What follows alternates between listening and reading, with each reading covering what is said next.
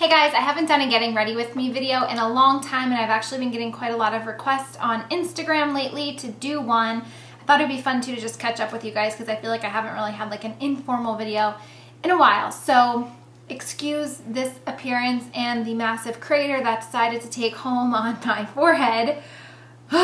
Stress. So let's get started. I just put a Caudalie serum on my face. That's all I put on my face so far. It's just a little sample that I got from Sephora.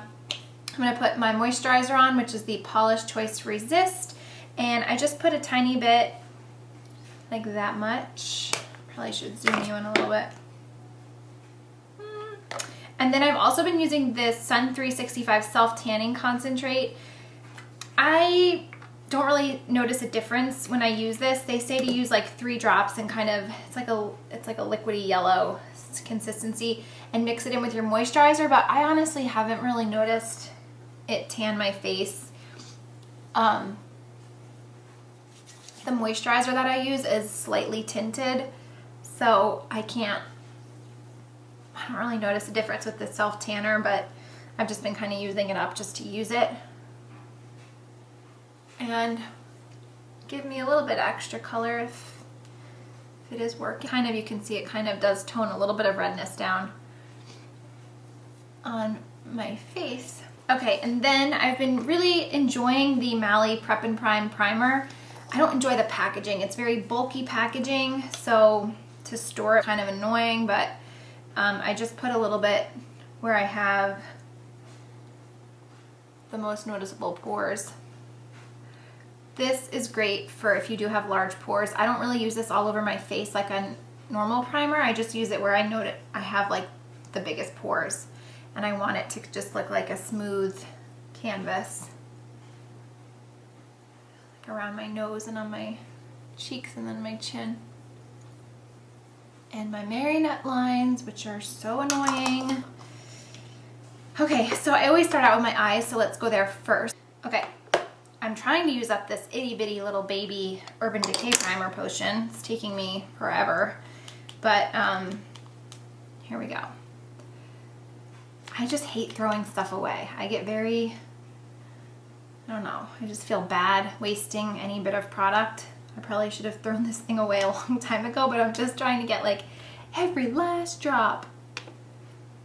I don't even remember the last time I bought like a full-size eyeshadow primer. I have so many samples in my drawer. I'm just trying to get through. Okay.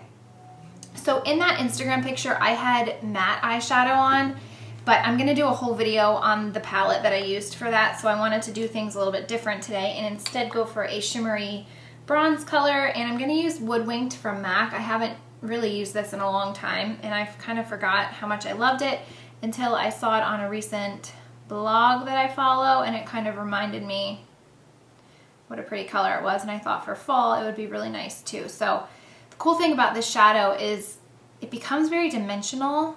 It almost looks like you have 2 different shadows on, from the color that's on your lid and the color that you blend into your crease, which is kind of nice because you can kill 2 birds with 1 stone. And I'm just applying this with a Sigma E25 blending brush. It's just like a MAC 217.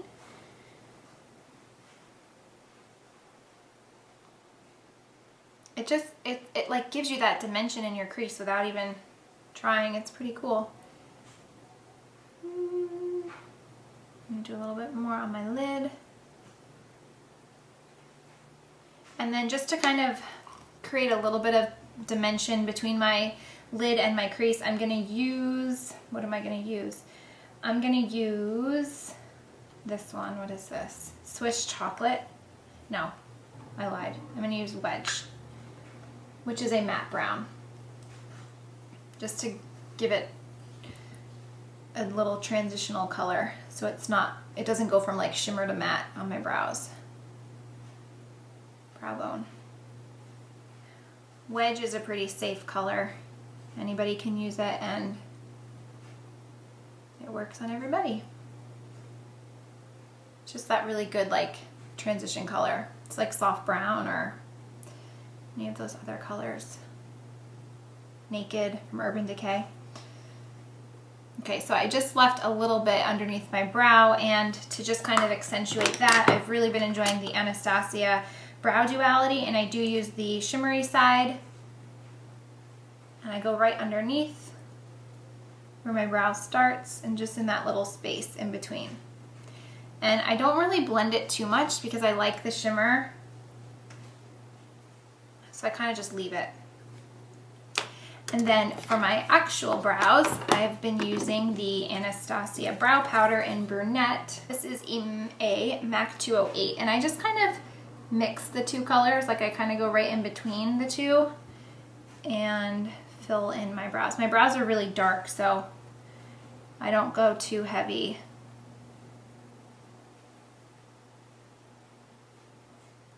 I actually need to get them waxed this weekend.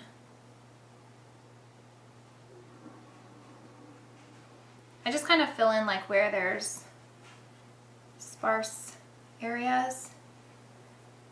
It's weird, like on this brow I have sparse areas towards the end, and on my left brow I have it towards the front, which I find that when you make the front of your brows really dark, it can change your whole look, it can change your whole face, and it can sometimes look too harsh. So I try to go really light and just little strokes in between, and really just use the product that's on your brush without going back for more. Just blend it.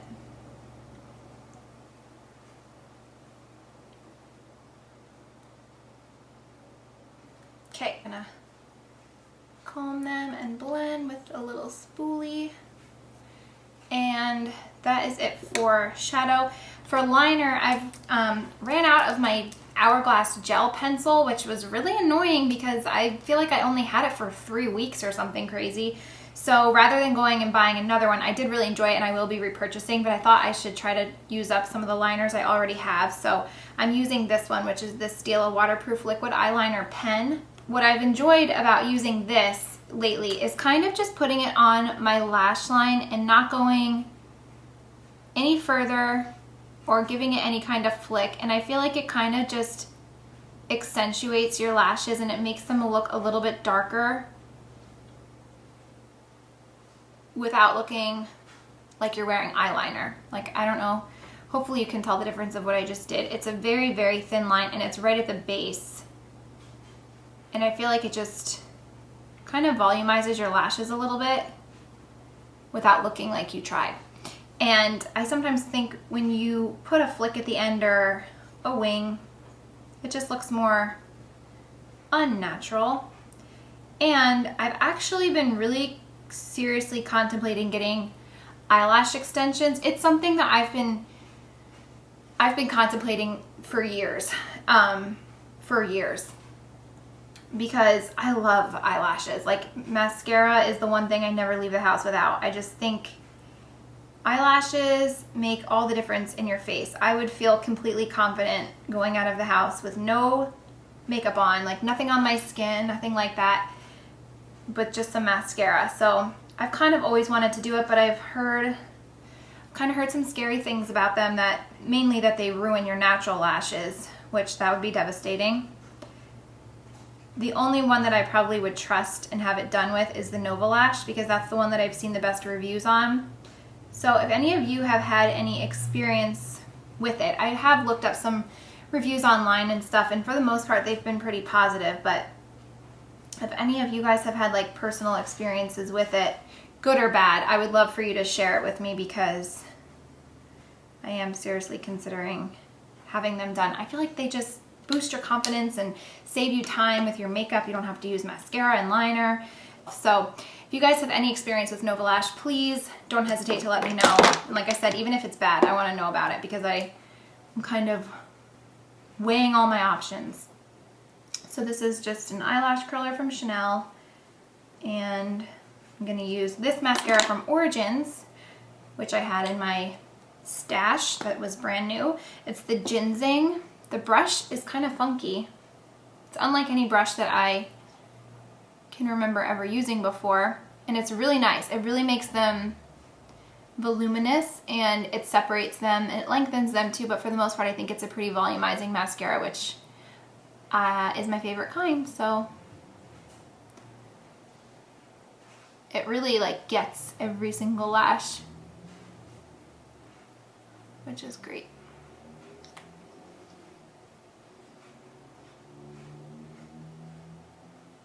Happy Halloween, by the way. I'm going to be putting this up on Halloween, so happy Halloween! Let me know in the comments below what you guys are dressing up as this year. I'm not dressing up. I went to a Halloween party last weekend at my family's, and I just did some makeup to look like a reindeer. I posted it on Instagram, and it was fun. I don't know, I wasn't feeling very creative this year. Addison is a little swan. I got her costume from Pottery Barn Kids. It's just like all tulle and it completely swallows her. It's adorable. But I'm curious what you guys are going to be for Halloween this year. Or maybe you've already dressed up. I hope you can't hear my washer. It's so loud. It's upstairs. Okay, so eyes are done. I'm just going to give my lashes a quick curl like I always do. I know it makes some people cringe, but I really think it makes all the difference in the world. I just think that makes a crazy difference. Okay, so for my face, I already primed and moisturized. I actually, in that Instagram picture, was using the MAC Face and Body, which I pulled this out of my collection because I thought it had gone off. I thought it went bad, and I wanted to just use it and see. It's typically a foundation I would use in the summer because it's very sheer, but you can build it up a little bit. It's very liquidy. You need to shake it really well. And I am applying it with my Beauty Blender. This is in the shade C5, which I feel like is a little bit dark for me right now, but if anything, it'll just make me look a little bit tan. It won't make me look discolored. So I just put a little bit on the back of my hand. It's a little watery. And then use my Beauty Blender to just kind of put it on my face. The coverage is just okay. I wouldn't say that it's great coverage, but I would say it's like kind of like the consistency of a tinted moisturizer. The coverage wise, not consistency. It has the consistency of water. It's very, very light. You can see it covered pretty well that crater on my face.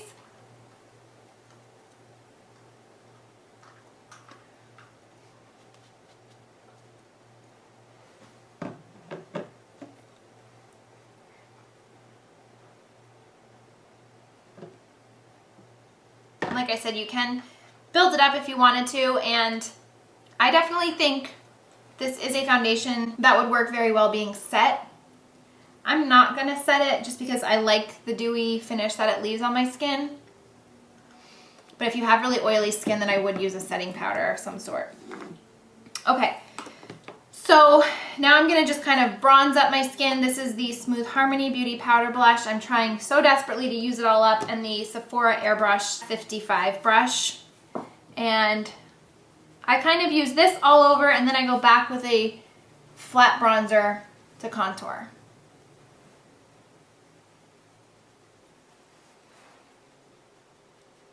Bring it down my neck.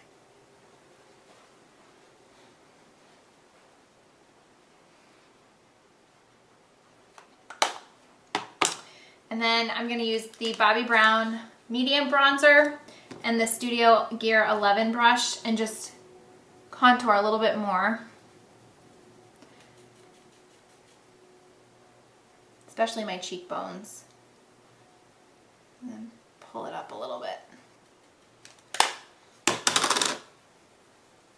Jawline, a little bit down my nose. Because I use the bronzer all over, that's probably why I'm not feeling the need to set it with any kind of powder. Collection 2000 concealer, just to brighten my under eyes. And bring a little bit of light there. And again, just use my Beauty Blender to blend and just bring it down a little bit.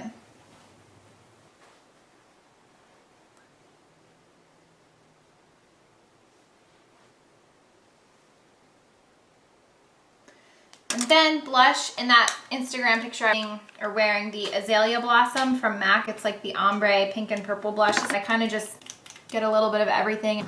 And then I'm using my beauty powder in Too Chic, which is just a, they're calling it a beauty powder, but it's kind of like an overall, keeps your skin from looking flat without actually using a highlighter. And I just put it on all over. It's very light. It's a very finely milled powder. I'm going to use Skindinavia Makeup Finishing Spray. Set everything. And then on my lips, I'm just going to use this, which is one of my very favorite lip products. It's Glitzy Lip Surgeons from Tarte, and especially for fall, it's like a bronzy rose color. And it's super moisturizing. I just love the color. It's such a good color. It's almost like a lip version of NARS Douceur or Tarte Exposed. That is it for my full face. Thanks so much for getting ready with me. I hope you guys enjoyed it, and I will see you in my next video. Bye!